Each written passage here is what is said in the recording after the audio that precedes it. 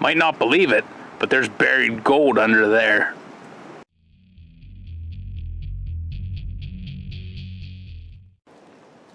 It's an old Yamaha 225 DX. And unfortunately, this isn't the first time I've worked on it. You can tell by the handiwork on the seat. Now, it has been in a premium storage facility. I mean, that moss, that's the best thing for preservation. Fresh as the day she rolled off the assembly line. Somehow the handlebar has become part of the truck.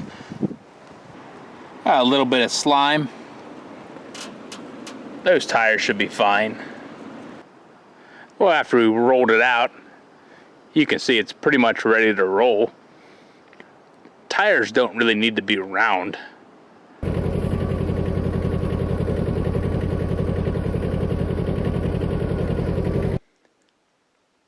This here is a 1984 225 DX Yamaha 3-wheeler.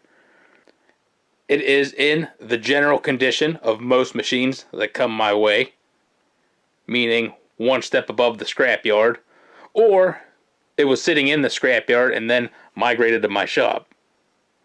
Now, this has been in long-term storage, just waiting for some motivation to get it going again.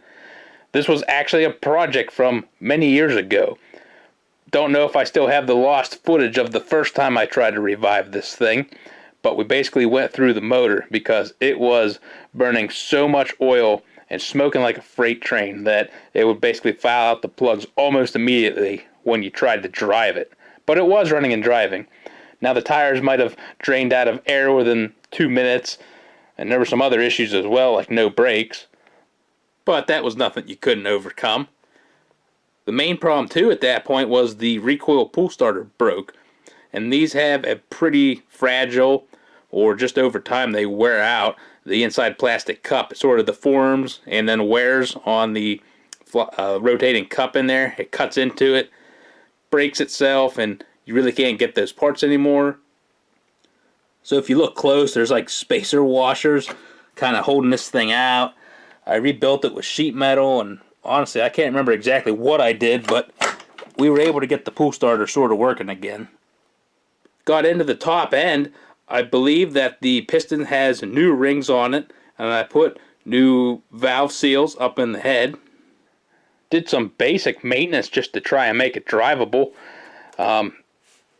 Well, now the throttle's kind of frozen. At the time, though, everything seemed to be sort of functional, enough to use it as a beater kind of utility machine. Lo and behold, though, fired it up and, well, smoking less, but it was still smoking pretty good. And the clutch started giving us fits. Really wouldn't engage. You had to rev it up, and it was kind of weak to engage, and then it would kind of jam in. I'm kind of having bad memory flashbacks to this was sort of like the recent CT project where the clutch was kind of kicking in and out sporadically. Tried to look up some part numbers and things online. Started finding things were discontinued, no longer available. Nothing was really on eBay at the time, and it sort of got parked. Had to move this thing out of the way of one of the Toyotas I was dragging around. And that was enough motivation to try and give it one more shot at redemption. We're going to rip into that bottom end and actually see what's wrong with it. And try and fix all the other things that have been neglected. I mean, finally aged into needing repair. So that's what the original color is like.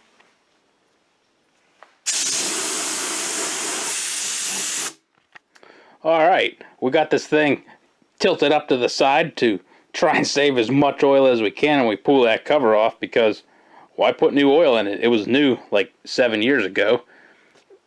And one of the interesting things about this machine in general, it has an aftermarket Cobra exhaust on it. Usually don't think of the Yamaha 225 DX as a performance machine, but there you go. We're going to see if the cat's been doing their job and keeping the mices out. Yeah. Those cats fired. we're just going to take off everything here to get access. Really wish could have got a bit more life out of them tires. Just spent like 20 minutes trying to get those oversized Phillips head screws out of this cover, only to find out it was purely cosmetic. That's just great. So this is how disconnected I am from the four-stroke world. There was this plate here, and I'm trying to take off the whole clutch cover, and I'm like, what the heck is this thing? Well, gotta take this off first. Well, yeah, it's the oil filter.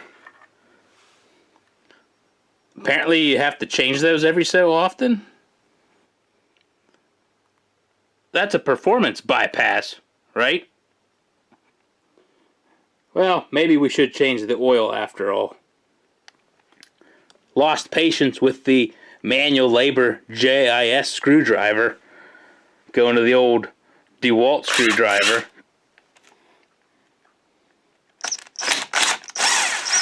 I mean, it's either coming out or it's getting stripped.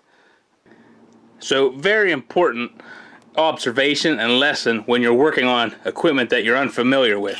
When you're taking apart stuff like this that you've never, well, don't drop the bolts into the oil pan. Don't try and force this cover to come off. You always think you got most of the screws. There's usually one hidden bonus one somewhere else.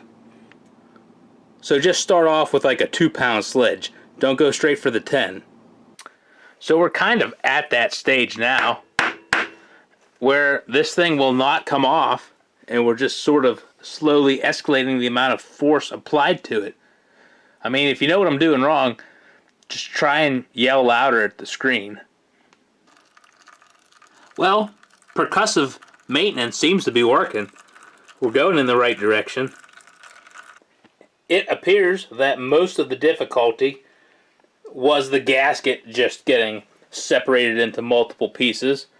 So that's great. We'll have to buy another one of those. But now we're into the bowels of the transmission clutches. And educated guess, I'm going to say that bluing right there meant that this sucker was getting pretty hot. We're going to check and see, make sure there's enough material on this clutch, but this is the one that's likely suspect. So we got the primary centrifugal clutch out of there. And as you can see from the shine, it's a little bit glazed over. And there's kind of chunks of the friction material just gone.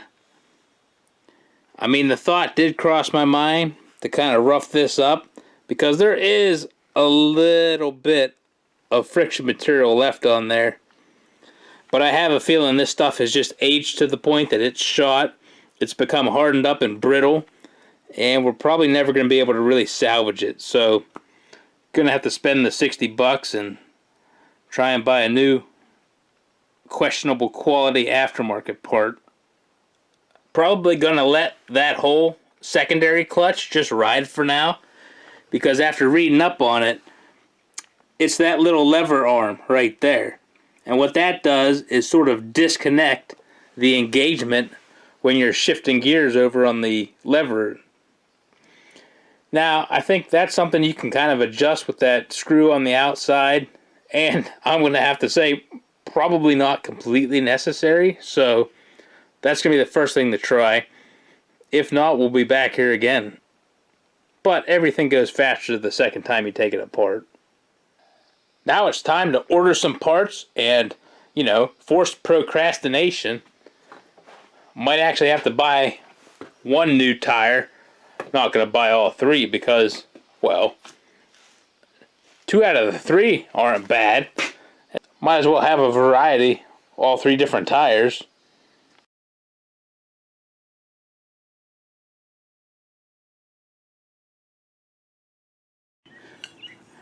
Quick cleanup with the wire wheel.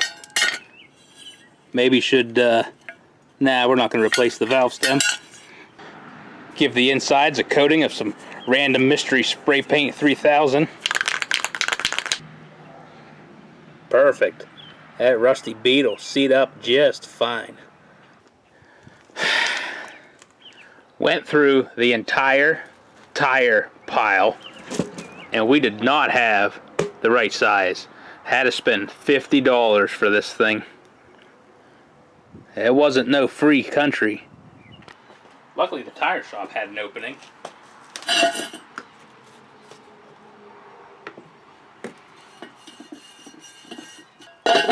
Soap's a good rust preventative.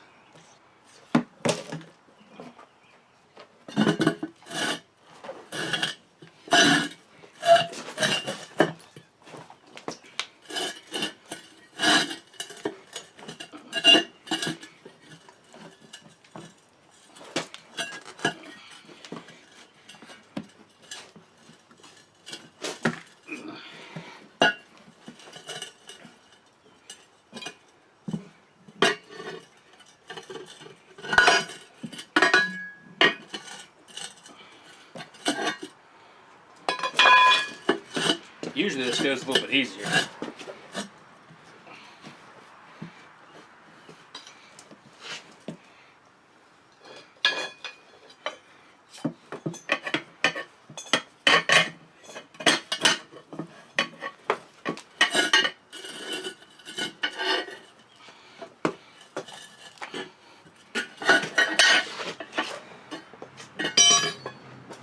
Well, that 5-minute job took about 20 minutes. Well, this thing ought to be really good at turning left. So this machine right here, this one was deep trapped in Project Purgatory. You would have thought that it was never coming back. It was piled up under that sheet metal and just going to rot away to nothing. But years go by. Sometimes projects do get done. The motivation just wasn't there for this old bike. Not that it wasn't cool, and not that we hadn't already put quite a bit of work into the motor trying to make it right, but after a while you just kind of got demotivated and it was going to sit.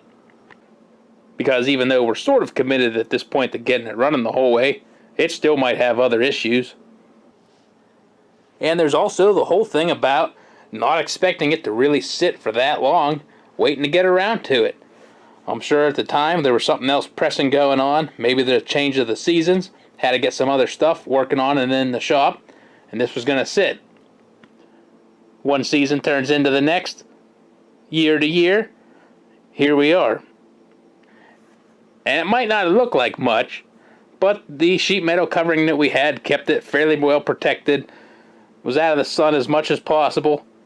The cats weren't quite doing their job about keeping the mice out. And another reason that the whole project was sort of delayed was trying to find that clutch.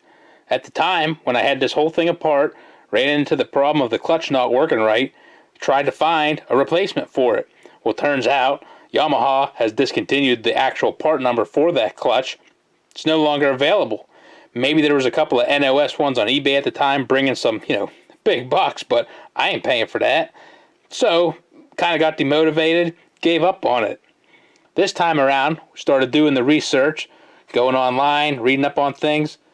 Since then, more people have found the solution, a different substitute part. Now, it's not an exact match, but it's good enough to fit.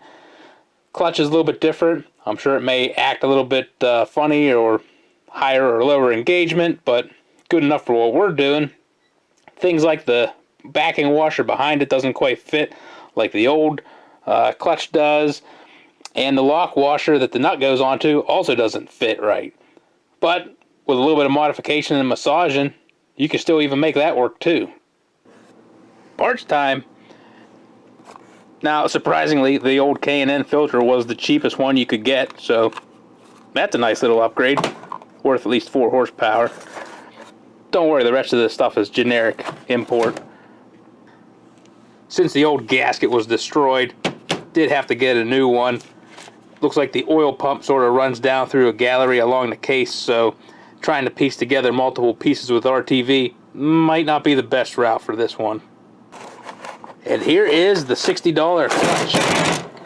Well, we probably shouldn't drop it onto the gasket. All brand new, aftermarket. I want to say it was for a Wolverine or a Timberwolf or some other Yamaha. Looks a lot different. Hopefully it functions the same. Well, not the same as in the old broken one, but the same as it should be. So it looks like the old one had a 360-degree spring here, and each one of these pucks would sort of move out as one unit. This one's got all of these pieces on a pivot point. It's going to swing out. You got a little bit less friction material, but I would say that the new one is looking quite a bit healthier than the old one. Just got done doing everybody's favorite job, scraping gaskets with a razor, and about ready to start putting this thing back together. Should probably put together some of those miscellaneous parts before I forget the order. Had to do some quick modifications to the old lock washer, but it'll work now. Made a new tab there to fit into the slotted keyway on the clutch. We just took the bandsaw and cut a couple of notches and then bent that tab downwards. Hit the inside of the clutch drum with a Scotch-Brite pad, so it's basically rebuilt now. Notice that the drum itself is kind of a one-way design. Spins that way, but you can't spin it backwards.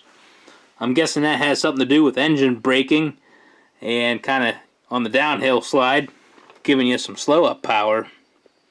At least that's what we're assuming. The amount of built-up grunge down at the bottom of the cases is slightly disturbing, but we can't really get it out of there. Just going to have to run it with some fresh oil, get it good and hot a few times, and then change it. But don't worry, that's just extra friction material for the clutches.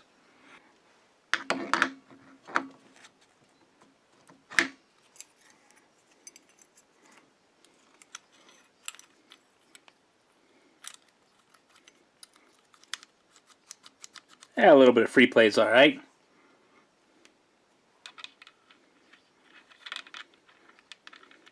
Is this left-hand thread? No. If they didn't want you to use an impact, they wouldn't have made it the right socket size. A little bit of oil goes a long way. I swear they put these gaskets in packages like these, so you tear them trying to get them out of there. Well, the old import gasket seems to be close enough, so we're going to start putting her back together. It appears to have dropped into place. Not quite your standard fit. Feels like both the dowel pins and the pilot on the crank extension sort of have not quite a press fit, but pretty close. You got to give it a good wrap to get it to go on.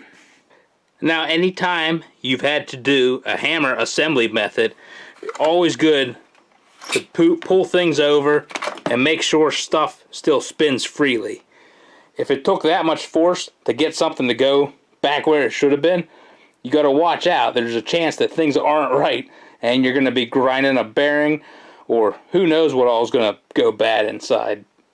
You might have put it together wrong this time, but if you can catch it and kind of find your mistake now, a lot less expensive. Unless you like to gamble and then, roll the dice. Time once again to play Find That Bolt. Not that we really plan on submerging this thing underwater, hopefully, but added a missing O-ring here onto the dipstick. You can kind of see it was just riding dirty there for a while.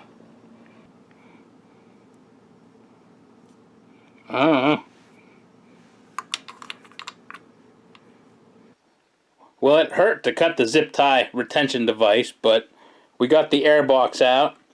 Now to get the mouse nest out of the air box. Really? I mean, if the mouse nest is dense enough, does that count as an air filter? Now, onto the carburetor system. I'd be lying if I said I remembered that there was an issue with the needle and seat in this carburetor, but from the amount of gas that you could smell in the oil that leaked onto the floor, I kind of do have a slight sense of deja vu that was the case. So while we're this deep into it, I'm going to pull that carb off and give her a second once over. So we came close to actually getting this thing off of here to clean it. However, the choke plunger is firmly embedded into the body. So we doused it all down with WD-40. We're going to forget about it for a day and see if it fixes itself. Probably ought to throw some oil in this thing now before it gets forgotten. And this is going to get only the most premium of finely aged HD40. Huh. I thought this was multi-weight, but well. Just because the seal's broken doesn't mean it's not good. I mean, this stuff might actually be old enough that it has more zinc in it. We'll top it off with some diesel oil just to be safe.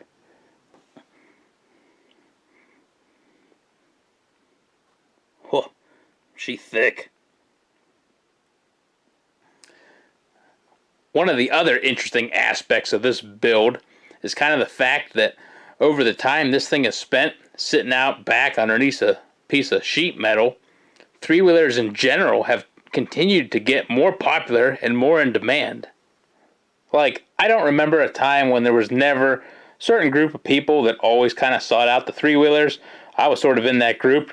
I always liked them, and they were never, like, worthless, but they never brought, like, super premium money. Nowadays, you look at some of the, a Mint Big Red or any of the sport three-wheelers, it's crazy how much money they're bringing. But since all the other ones are coming up in value and getting harder and harder to find, it seems like even these machines are starting to get a little bit more in demand. Alright, well, a small miracle just happened. This choke plunger actually came free from the carburetor body, and it didn't go down how you would think it would. We eventually gave up all hope of getting it out of there. It had been soaking for 2 days, hammering on this thing, trying to get that pulled out of there. Eventually gave up, ordered an Amazon $18, delivered the next day, brand new, import Chinese crap carburetor. Said screw it. We're just going to destroy this cable, pull that out of there somehow or another, or whatever. Start giving her with the old Cobras here. Wouldn't you know it? When I thought the cable was going to break, that thing actually came out of there. No way one of those Makunis would have held up to that much abuse. That thing would have been stripped right out.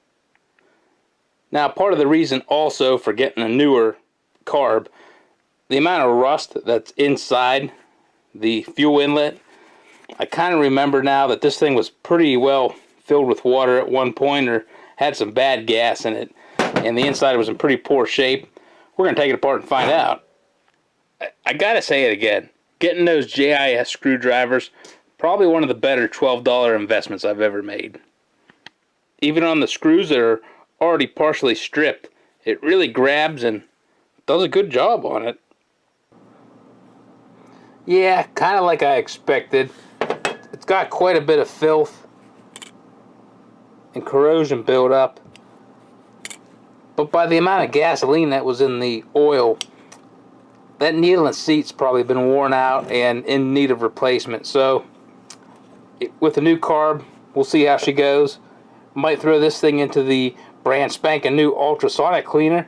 See if we can't bring it back for backup duty, or, well, the new cheap one might not work that so hot, so we may end up reusing this. I believe that the body of this carb is zinc, and the bowl is probably aluminum from how shiny it is. Not sure if the Pine Sol just doesn't work with the zinc, or maybe Pine Sol just isn't the best carb cleaner. I don't know. What are you using in your ultrasonic cleaner? But this didn't quite bring it back to the standard I was looking for. We're going to give her a bath in the old Reliable now. So things have not cleaned up as nicely as would have preferred, but we're running out of time, and we're going to try and run it as is.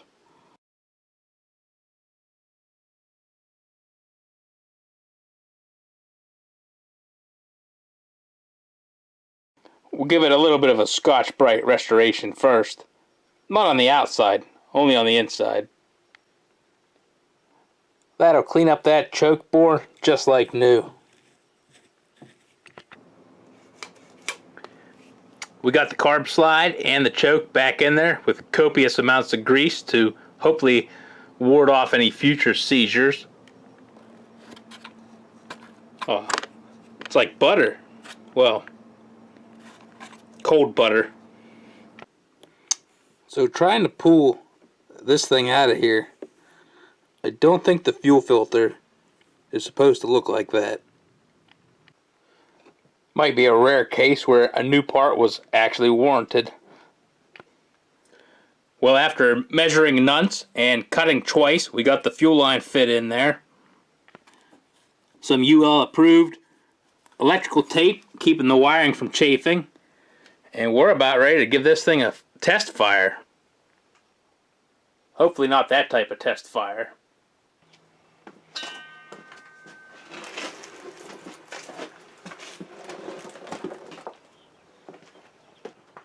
A little bit of gasoline. Try and keep most of it in the tank.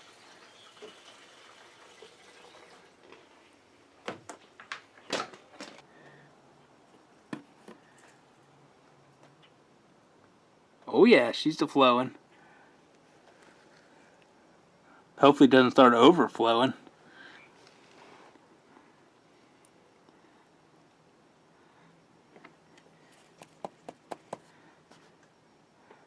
Good enough.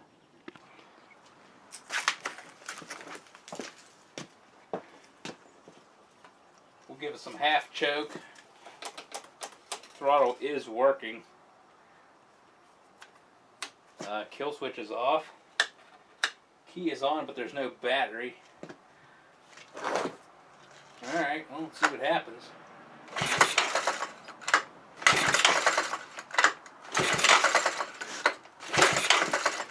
Maybe full choke.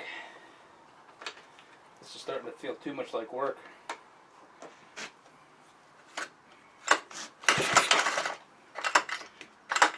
I don't know who fixed this recoil.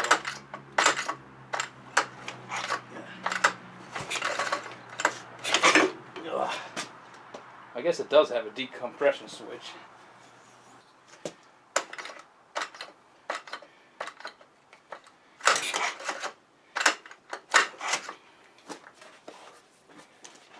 Well, this is a lot of fun.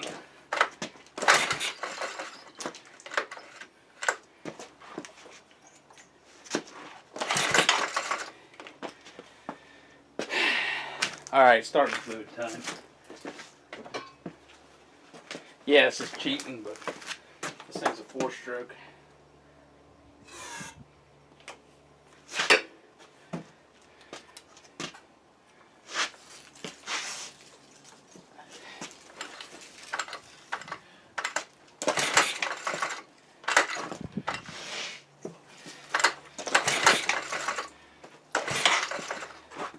About this time, this should have checked for spark.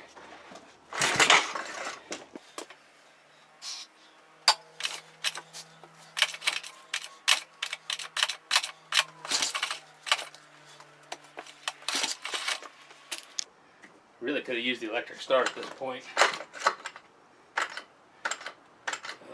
Almost had it.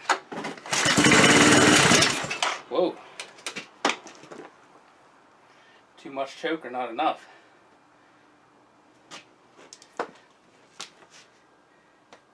We'll give it some more.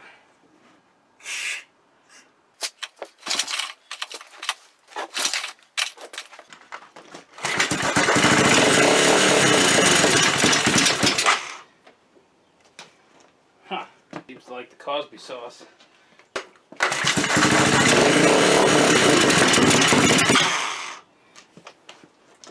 It's not getting no fuel.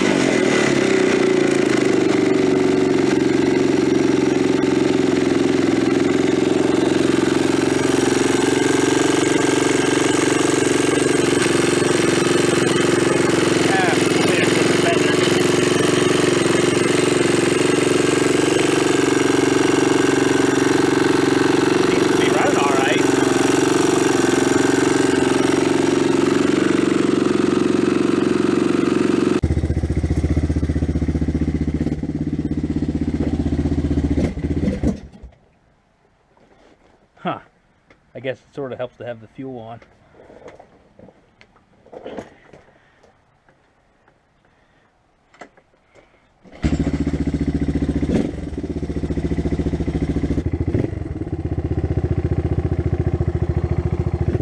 Well, that doesn't work.